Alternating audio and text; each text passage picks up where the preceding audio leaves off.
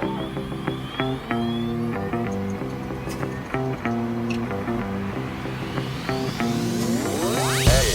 está começando mais um episódio do Entre Chaves, o seu podcast de desenvolvimento de software. Eu sou Felipe Chagas e hoje aqui a gente vai comentar de um assunto que já pincelamos aí em outros episódios, mas agora finalmente um episódio dedicado aí para falar de containers, para falar de Kubernetes, para falar dessa tecnologia que, né, já passou há muito a onda do hype, já é aí uma realidade de mercado. Já está saindo do mercado, não está? Vamos falar um pouquinho sobre isso. Estamos aqui hoje com um convidado especial aí do KubeDev, Fabrício. E aí, Fabrício, se apresenta aí para o pessoal. Fala aí, pessoal. Bom dia, boa tarde, boa noite, né? Dependendo da hora que o pessoal está assistindo. Para quem não me conhece, eu sou Fabrício Veronês. Eu atuei bastante tempo na área de desenvolvimento de software, como desenvolvedor, passei por arquiteto de soluções, arquiteto de software, atuei como DevOps.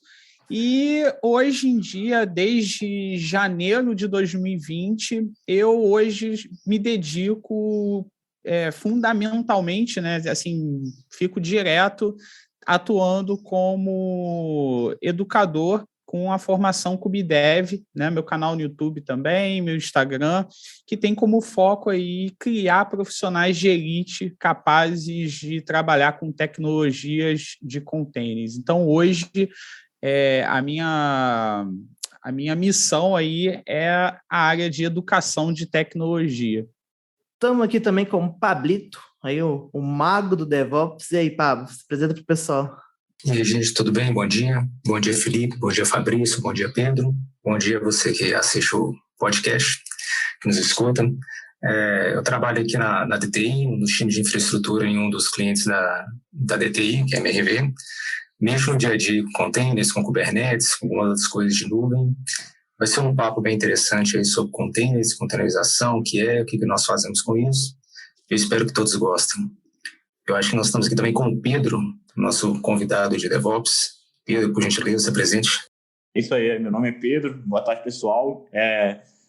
Hoje eu estou trabalhando no DTI lá e um dos clientes lá, a gente teve a oportunidade lá de trabalhar com Kubernetes. Então, é uma coisa teoricamente nova para mim, mas assim... a gente teve que trilhar lá o caminho das pedras lá para poder fazer essa migração para container, né? Isso que as aplicações não eram containerizadas e tal, então a gente teve passar todos aqueles caminhos das pedras, dificuldade, então a gente está aí para compartilhar essas experiências aí com vocês. Muito bom, né? Então, aí com um time de peso aí para poder falar sobre esse tema e, né, nossos ouvintes aí já estão cansados de me escutar fazer essa frase. Vamos começar do início. Vamos começar aí do conceito básico, né? O que é um container? Quem quer explicar para a gente o que é container, o que é containerização, conceitualmente, o que ele trouxe de novo, ou que não era tão novo, né? Podemos falar um pouquinho disso também, aí pro mundo do desenvolvimento. Cara, vamos lá. O que é o container? Antes da gente, eu acho que é interessante a gente, antes de começar a falar sobre o container em si, pensar como nós trabalhamos com tecnologias, né? E quando eu falo isso, questão também de desenvolvimento de software e operação, né? E em relação à infraestrutura. Lá atrás, quando eu comecei, pelo menos, né, o Fabrício estagiário, que começou lá desenvolvendo software, nós trabalhávamos com sistemas monolíticos, né, que era ali um processo único, você tinha ali uma separação lógica de código por módulos, né, mas a aplicação em si era algo único, era um processo único. Um exemplo aqui, né, que eu gosto de dar é um e-commerce. Quando você pensa num e-commerce monolítico, você tem ali o seu e-commerce, né, a sua loja virtual, e dentro dele você tem módulos que são lá as funções que um e-commerce tem que ter, listagem de produtos, controle de estoque, parte financeira, tudo isso em uma aplicação única, né, em um processo único sendo executado. E tudo separado ali via código, né, e separado de forma modular. Às vezes não, né? Nós temos aí alguns casos que a galera bota aquela parada misturada lá e meu irmão. Modular, mas tem 2 módulos, né? Funciona. A gente não sabe como, mas funciona a parada, né? E quando a gente pensa em infraestrutura, né? Isso é a parte de desenvolvimento. Quando a gente pensa em infraestrutura, nós pensamos em máquinas virtuais, né? Em sistemas de hospedagem bare metal, onde você tem a máquina física ou você tem aí as máquinas virtuais, né? Esse é o cenário que acho que boa parte da gente conheceu aí. Acho que tem gente que já começa direto com microserviço, né? Mas nós somos aí mais old school, mais velha guarda, começamos assim. E hoje o cenário é diferente. Nós temos aí microserviços, né? E microserviço pega aquele sistema monolítico, aqueles módulos do monolito, e quebra em vários processos, em várias aplicações independentes. E junto com todas essas aplicações, você forma a solução lá, a aplicação que vai ser, por exemplo, aqui o e-commerce, né? E com isso, quando a gente começa a pensar nesse cenário, trabalhar baseado em máquinas virtuais, em máquinas bare metals, fica extremamente complexo, porque como aqueles módulos que lá atrás eram embutidos, né, entre aspas, aqui no sistema monolítico, hoje são aplicações diferentes, as aplicações, elas novamente, são totalmente independentes. Então, eu posso colocar qualquer linguagem de programação, eu posso ter qualquer sistema de comunicação, mensageria, API, enfim, posso trabalhar de diversas formas diferentes e gerenciar isso é complexo. Por quê? Porque eu preciso ter um nível de isolamento dos processos, né? Não dá para pegar cada aplicação e colocar em máquinas virtuais diferentes, ficaria extremamente complexo fazer isso. E colocar tudo numa máquina só, você tem alguns problemas aí em relação a setup de ambiente, porque todo mundo sabe aí, Python, por exemplo, para gerenciar ambientes, não é trivial. Você tem lá o VirtualEnv, Java. Quem aí nunca sofreu com conflitos aí de JVM, .NET, enfim, colocar tudo em uma infraestrutura única é complexo.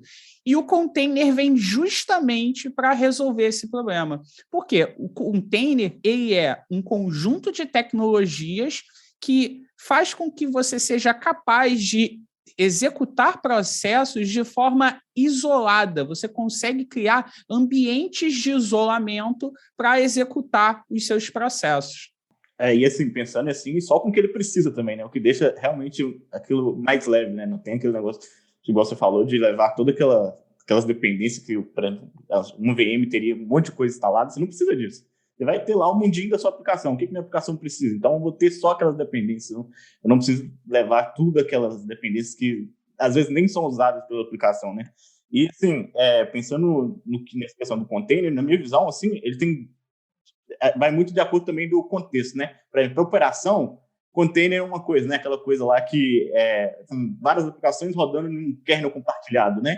E para o desenvolvedor, é o quê? O container é um pacote que ele fez da aplicação dele, que ele vai com todas as suas dependências que eles precisam e pode jogar em qualquer lugar, né? Tipo assim, ele perde toda aquela, digamos, aquela dependência de estar publicado num lugar específico. Eu posso publicar em qualquer cloud, porque eu já vou ter tudo ali empacotado, em qualquer ambiente, né, que eu quero, né? Fica portável a minha aplicação, né? Cara, é muito legal esse lance que você falou, que para o desenvolvedor, né, a visão é diferente. Cara, é interessante isso, porque muitos desenvolvedores, eles interpretam o container como se fosse uma máquina virtual, e, cara, não é, sabe? E é interessante que o Pablo, né, pelo que ele falou, ele é mais de infraestrutura. Como é que é a sua visão, Pablo? Porque, assim, eu acho que eu vim mais de desenvolvimento, né? Depois fui para arquitetura e DevOps. O Pedro, não sei, acho que também foi. Como é que é a sua visão, Pablo, na visão de um profissional que veio lá de infraestrutura? Então, a utilização, assim, eu imagino assim, vou tentar imaginar o surgimento lá histórico dos containers nos servidores, né?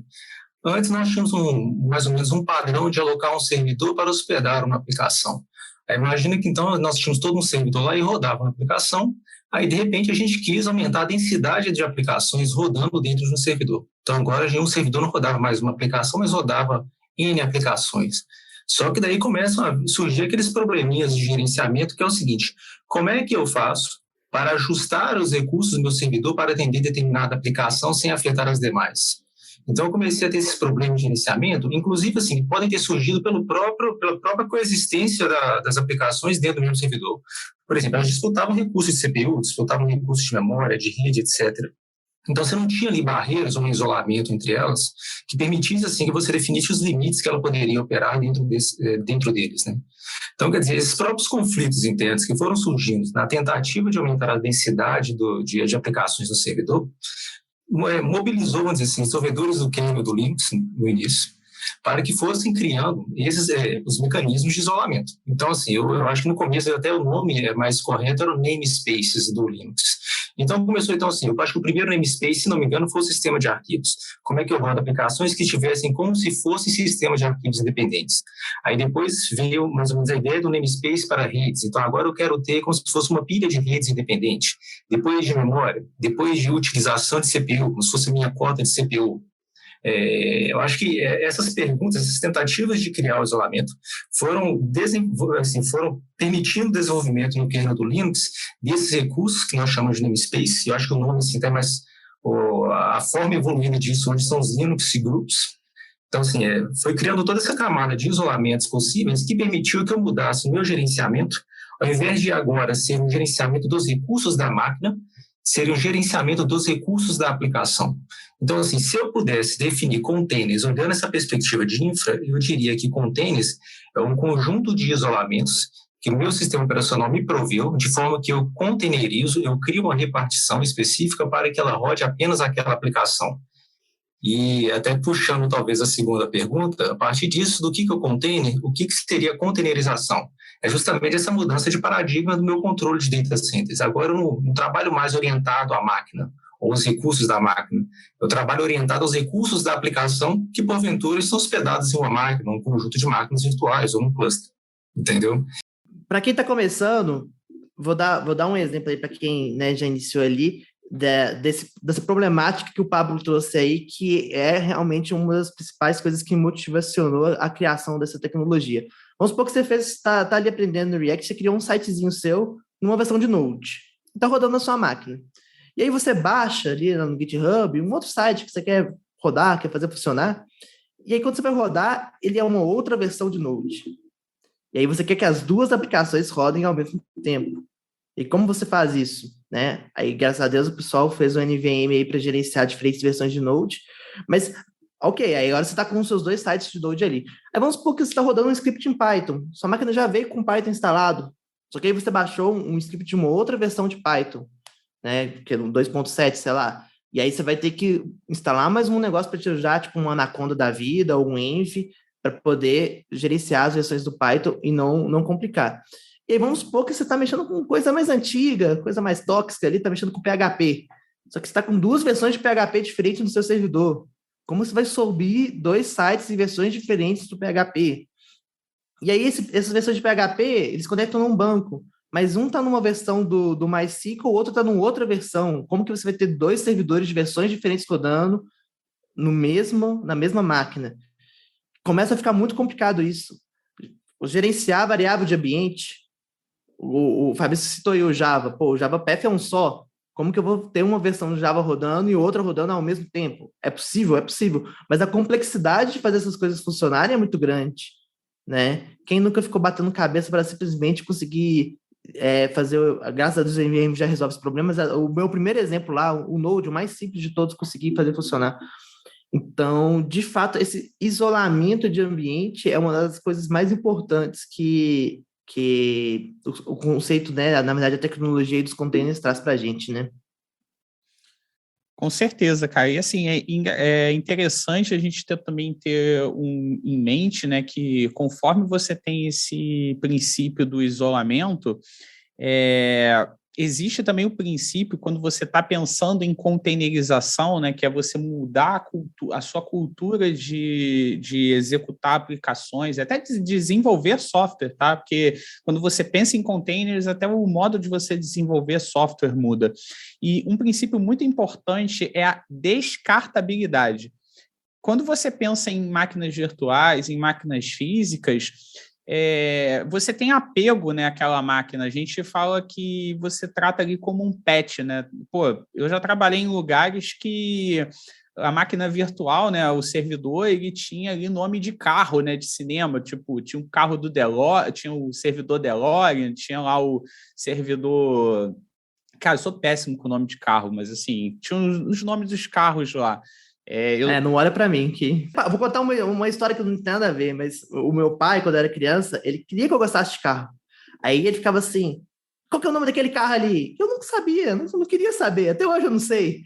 E aí, quando eu comecei a ler, eu descobri que eu podia ler o nome do carro. Aí eu falei, pô, vou deixar meu pai feliz, né? Vou ler o nome dos carros. E aí ele ficou feliz. Até que ele percebeu que eu tava lendo, que eu não sabia o nome dos carros. E aí ele desistiu, falou assim, não vai entender de carro mesmo, não, faz parte, bola pra frente. Pois é, cara, carro, assim, é uma parada que eu não ligo muito, eu gosto muito de Fusca, porque eu gosto muito de carro antigo, assim, eu sou apaixonado por Fusca, e eu gosto muito do DeLorean, porque eu sou, mega fã do De Volta para o Futuro, né, então são os únicos carros que eu lembro. Mas tinham lá os nomes de carros, né? Você nomeava, né, as máquinas. E uma máquina cair, cara, é um problema gigante, porque, você tem lá suas aplicações rodando e tal.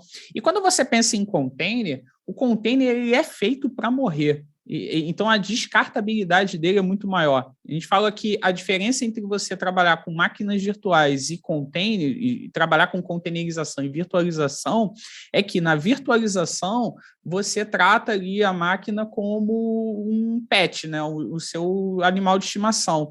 E na containerização você já trata como gado, né? Você não bota nome lá no seu gado, né? Em cada boi que faz parte ali do gado. Não, você simplesmente... O gado ali, em alguma hora ele vai ser abatido, vai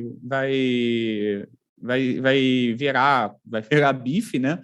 E você não vai tratar ele ali como você trata um animal de estimação. E o container é a mesma coisa. Você sabe que em algum momento o container vai morrer. E para isso, você tem que ter uma tratativa diferente da sua aplicação.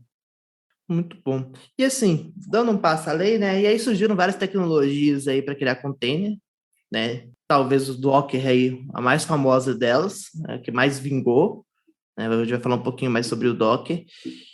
E junto com esses containers começou a surgir a necessidade de gerenciar esse tanto de container, né? De, né, fazer a famosa orquestração de containers. E aí, antes de a gente falar dos exemplos de mercado de orquestração de containers, quem quer explicar aí para os nossos ouvintes o que seria essa orquestração e por que ela é importante? Então, vamos lá. Primeiro, vamos pensar novamente naquele cenário de microserviços, né? Quando a gente está trabalhando nessa migração de monolito para microserviços. Beleza.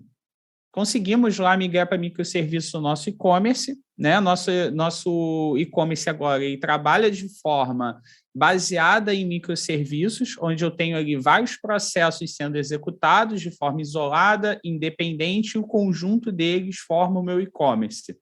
Beleza, resolvi o problema de isolamento utilizando os containers, porque cada processo vai ser executado dentro de um container, de forma isolada, se comunicando apenas com o que eu desejo, porque eu tenho esse controle de comunicação, já que os containers trabalham de forma isolada.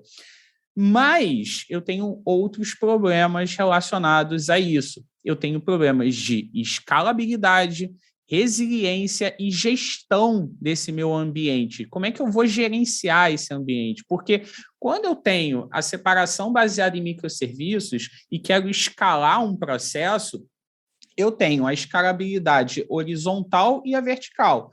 Na vertical, eu aumento ali a quantidade de hardware, a quantidade de recursos para poder aumentar a demanda lá de requisições, né? Para poder suprir ali uma demanda. Quando eu escalo horizontalmente, eu não aumento o número de recursos, eu aumento o número de réplicas. Eu pego um processo e duplico ele. Para quê? Para poder balancear, né, a distribuição de requisições, de processamento entre eles. Né? Onde eu tenho ali, sei lá, eu tenho 10 chamadas a uma API. Ao invés de eu aumentar a quantidade de hardware para um processo dar conta dessas 10 requisições, eu vou criar 2 réplicas, né? Eu vou criar mais uma cópia desse processo e eu vou jogar 5 requisições para uma instância, né? Para uma réplica e 5 para outra. Eu vou fazer esse balanceamento de carga.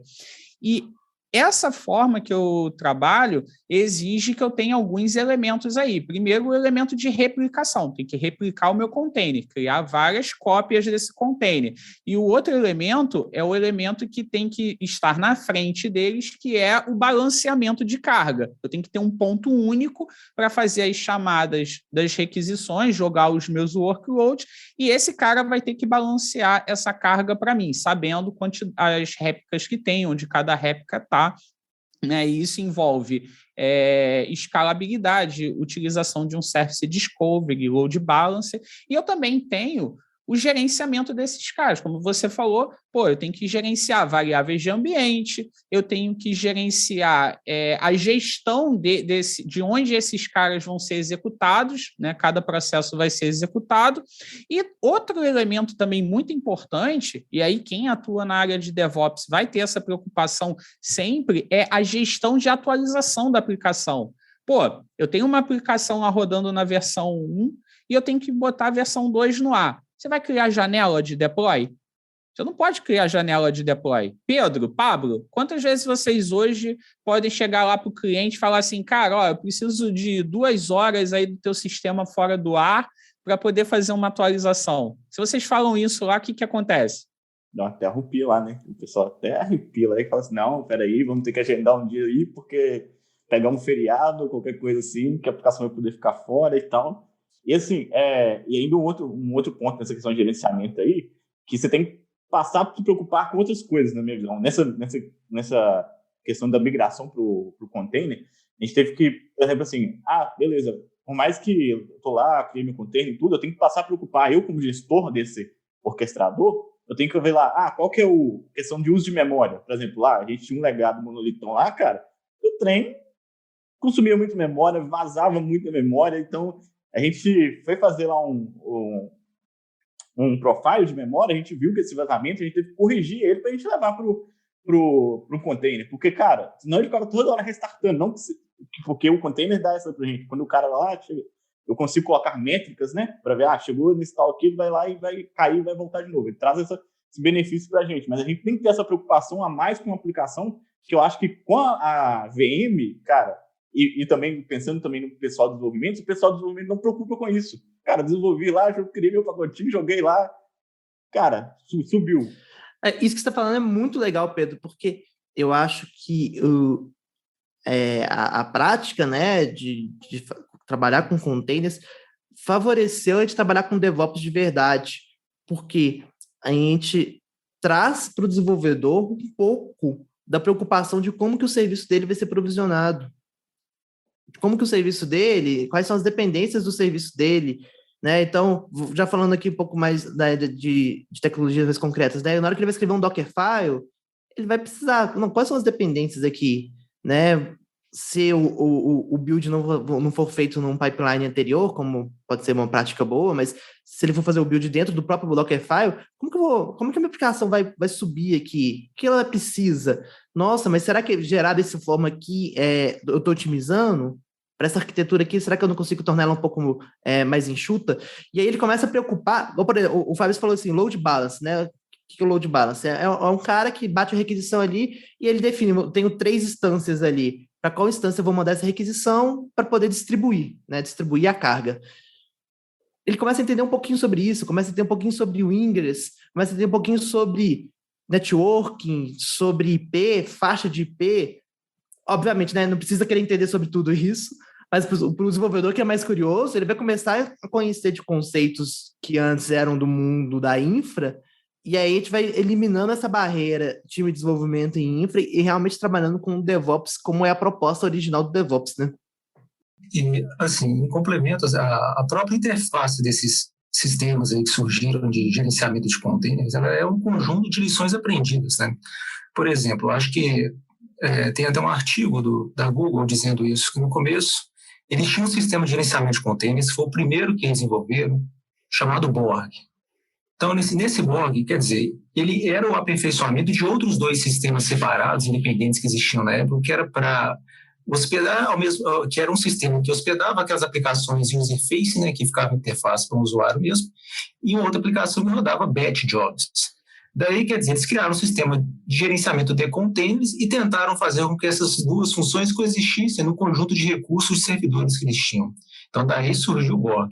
Então, quer dizer, o que o Borg teria que fazer? Ele teria que, primeiro, hospedar as aplicações, e essas aplicações já tinham ali um container, não da forma tão aperfeiçoada como nós temos hoje, mas naquela época já existia um conceito de containers.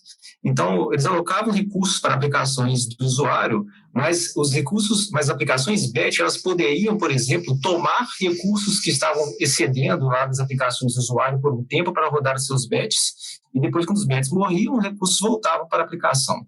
Então, você vê assim, a própria dificuldade de você gerenciar os recursos, que nesse exemplo que eu citei são de memória, para que eles ora funcionem para o usuário, ora funcionem para os batches, quer dizer, já criou um monte de dificuldades que a Google, no enfrentamento disso, no desenvolvimento do Borg, teve que enfrentar, né, e desenvolver recursos, até mesmo contribuindo no kernel do Linux para essa questão dos namespaces, para os próprios recursos do container, para que ela mesma pudesse aproveitar deles no Borg. Daí, depois de um tempo, quer dizer, o Borg já estava ali mais maduro, eles falaram assim, agora eu aprendi um monte de lições com ele, eu vou desenvolver um outro sistema de gerenciamento de containers, que é o primo dele, chamado Ômega. Falou assim, eu vou aplicar agora todos os padrões de desenvolvimento, de arquitetura desse sistema de gerenciamento que eu aprendi como eficientes nesse Ômega. Beleza, então ela foi lá e aperfeiçoou o Borg e criou o Ômega. Então, um outro sistema de gerenciamento de containers que ela fez, com essas diversas lições aprendidas. Quer dizer, esse próprio sistema Ômega em utilização já suscitou novas perguntas, igual o Fabrício comentou. O que acontece quando você tem diversas réplicas e você quer distribuir o tráfego entre elas? Bom, eu vou ter que desenvolver um load balancer ali virtual. Ele vai ter que receber uma requisição para um tipo de aplicação e balancear entre todas as réplicas dela.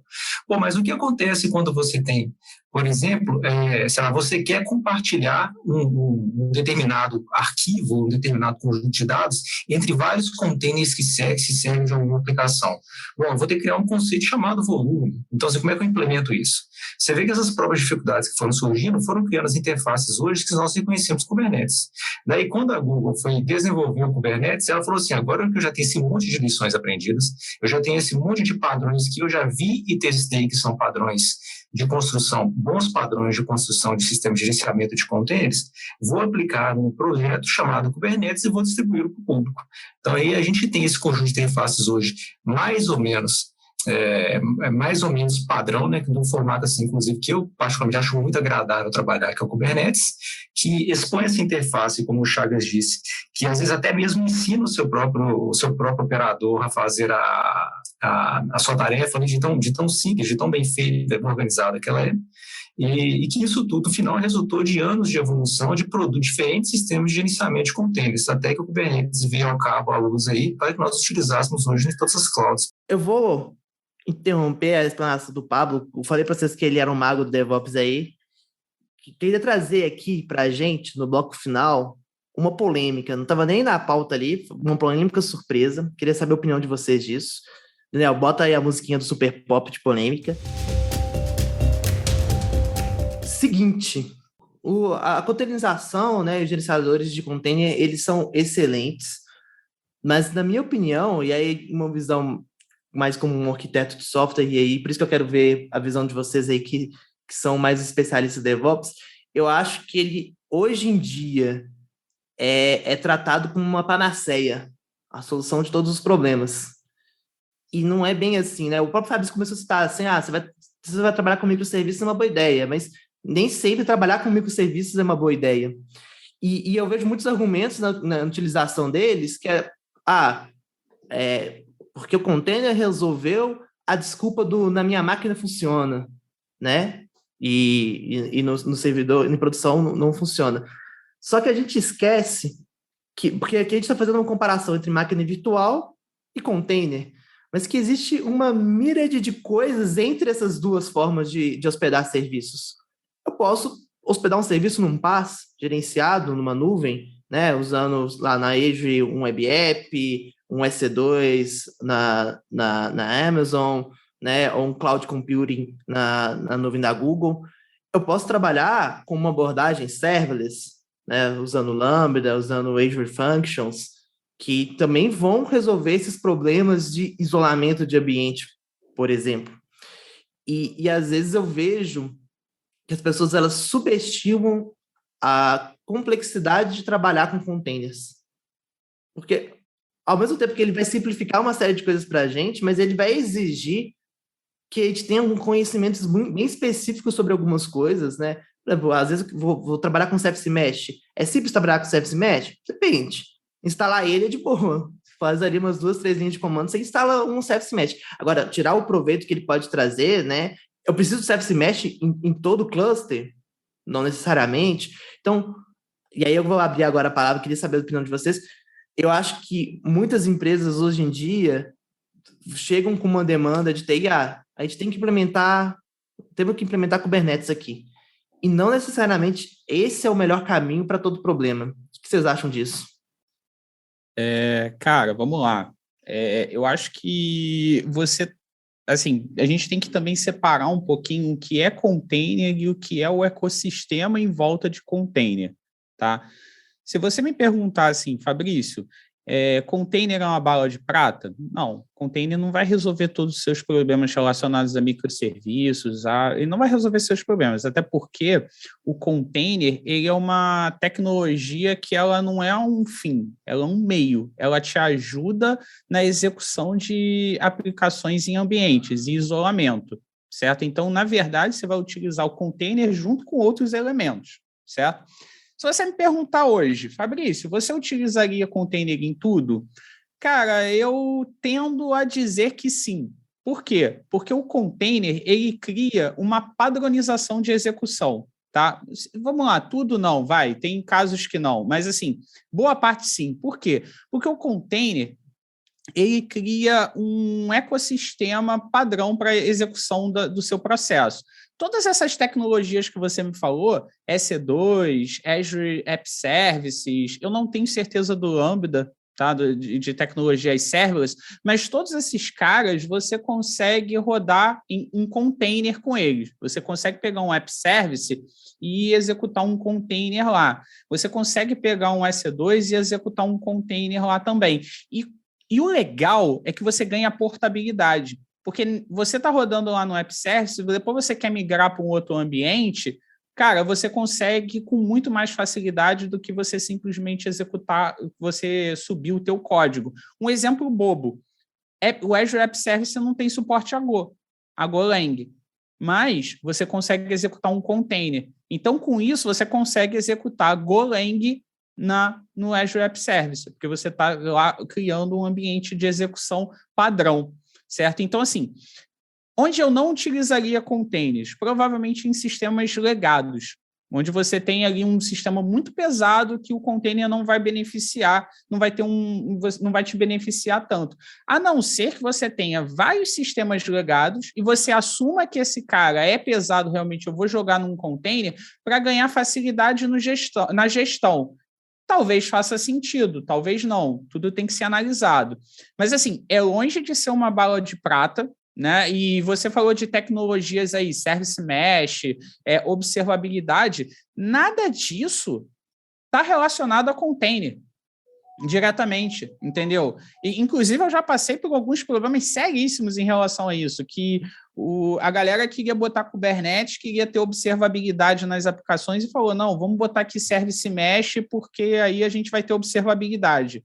Cara, não é isso. Você tá usando aqui o conceito errado. Então, assim, muitas das vezes a gente acha que está trabalhando com container para resolver um problema e não está, você está utilizando outros recursos. Mas, cara, eu hoje digo que, assim, container é uma tecnologia básica para o profissional, porque além de todo esse benefício que a gente falou, nós temos o seguinte: o desenvolvedor ele é capaz de reproduzir o mesmo ambiente de produção na sua máquina local. E isso daí, com um container, é muito simples de fazer. E além de ser uma boa prática, que inclusive tem lá no 12 Factor Apps, que tem lá os fatores de boas práticas para desenvolvimento de software, que é a paridade entre ambiente de desenvolvimento e produção. Hoje, eu consigo ter isso com container. Eu consigo ter um Kubernetes, consigo ter um Docker rodando na minha máquina de produção, na minha máquina de desenvolvimento, e ele vai rodar da mesma forma em produção. Mas tem outras coisas em volta que você precisa ter para resolver um problema. E o Kubernetes em si, ele não resolve todos os problemas. E não necessariamente você vai usar Kubernetes para tudo.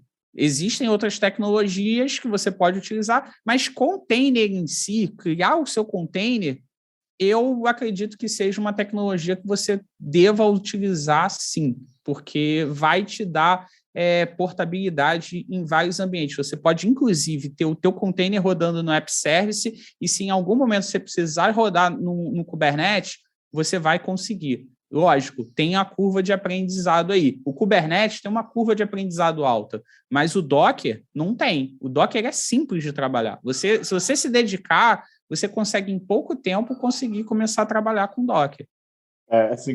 Eu concordo com isso tudo aí, eu vejo essa questão da pessoa no legado, assim, eu acho que é bem importante fazer essa análise, né, porque você pode estar lá, tipo, dependendo se você não configurar os limites lá de uso de recursos, lá, depois lá seu cluster, seu container fica caindo, aí você já vai falar, não, Kubernetes é horrível lá, mas quando você vê, cara, você tem que focar em resolver o problema da sua aplicação. O que eu vejo, que o uso de container, você passa a ter um foco maior na aplicação, você para de ter aquela coisa de preocupar com o ambiente. Cara, meu ambiente é pronto, igual você falou, eu consigo ter o mesmo ambiente de produção em dev, sabe? Eu tenho essa... E aí eu vou ver realmente onde está o problema, que é tratar o desenvolvedor, preocupar um pouco mais com a aplicação dele, como que ele está construindo a aplicação dele, sabe? E assim, um outro exemplo aqui que eu de problema da questão de portabilidade, você falou assim, o Kubernetes por si só não resolve o problema? Com certeza não resolve. Por quê? Por exemplo, lá, eu tinha Azure Functions, que lá na Azure, lá, beleza, tudo lá, servers e tal. Aí lá, peguei o basicão lá, peguei um Dockerfile lá com imagem de Azure Functions, subi rapidão. Aí eu falei, cara, meu negócio não tá certo mais, minha function ficou em pé o tempo todo, não é isso que eu quero. Aí eu tive que estudar para aprender, por exemplo, a usar o Keda, que eu usei lá, como uma ferramenta para deixar minha function, minha aplicação serverless, sabe? Ele pode ser usado para outras coisas, mas aí eu tive que estudar outra coisa para poder estar fazendo que ele tivesse o mesmo comportamento que uma function deveria ter, sabe? Então, assim, igual você falou, a curva de aprendizado do Kubernetes é bem maior, porque ele por si só não vai resolver todos os problemas, vai precisar de coisas auxiliares para poder estar usando ele de forma correta, então, e usando todo o poder de fogo dele, né? Que, assim, na minha visão, ele é uma bazuca. Se você não vai usar todo o arcabouço dele, cara, igual você falou, usa um App Service lá com um container lá que já vai resolver seu problema. Então, você tem aí assim, você tem algumas interfaces, né? Por exemplo, que a interface de um container pode ser um Docker, um RXC, e depois uma outra interface que você pode adicionar, que é o do gerenciador de containers, que é o Kubernetes, ou um outro qualquer, o Mesos da vida. E o que você faz no final é trocar de um tipo de uma camada por outra, na verdade, de gerenciamento. Então, assim, se aquela camada de gerenciamento ela se adequa melhor ao seu perfil do time que está desenvolvendo, do time que está gerenciando a infraestrutura, e é um tipo de aplicação, quer dizer, esse é aquele tipo de resposta que só vai ser realmente assim, aquela decisão que só vai ser respondida numa reunião que você coloque não como fim, igual o próprio Fabrício disse, a utilização da tecnologia de containers, mas como fim, o produto que você vai desenvolver, né? Sua arquitetura. Então, assim, a partir desse desenho do produto e da arquitetura que você vai decidir qual que é o melhor tipo de ambiente de orquestração que você vai como é que fala? Que você vai orientar a sua proposta a ela, né? Então, quer dizer, vai entrar aí todas as complexidades, então, do próprio capacidade do time, seus recursos que você tem. Talvez seja uma empresa que tenha servidores on-premise e ela já tem contratado servidores que, por enquanto, não suportam tecnologia de containers. Então, quer dizer, você vai conviver com aquilo, mesmo que o container se adeque melhor. Entendeu? Então, quer dizer, está preparado para os dois casos, né, para o caso de utilizar o container, utilizar uma outra tecnologia, uma outra interface, vai ser assim, determinante. E saber assim, colher os melhores benefícios que o container te dá, por exemplo, aquele ajuste muito adequado que o container tem com microserviços, ou o ajuste muito adequado que o Kubernetes tem, por exemplo, para utilizar recursos de múltiplas máquinas virtuais no data center. Essas coisas vão surgir ao longo do seu processo de decisão arquitetural e que você vai tomar a sua decisão de fato se você vai utilizar ou não. Quer dizer, no final das contas, é uma camada que te dá muitas facilidades, mas te dá algumas complicações também, principalmente no momento de você fazer a orquestração final delas, né? Definir assim, a coexistência de diversos recursos, não no sentido de disputa de recursos, mas no sentido de coreografia, né? Vamos dizer assim, o que cada recurso vai fazer em qual ocasião e quais são as dependências que essa aplicação, que esse recurso vai ter em relação aos outros de todo o seu projeto. Assim, foi de propósito aqui que soltar essa polêmica, assim. Concordo com partes do que foi colocado, outras discordo, mas acho que se a gente for entrar no debate aqui, a gente pode fazer um outro episódio ali, containerização versus serverless versus PaaS, e aí com certeza vai gerar muito debate aí. Estamos chegando no nosso fim. Queria mais uma vez aí agradecer a presença de todos vocês convidados aí. Acho que foi um episódio muito bacana.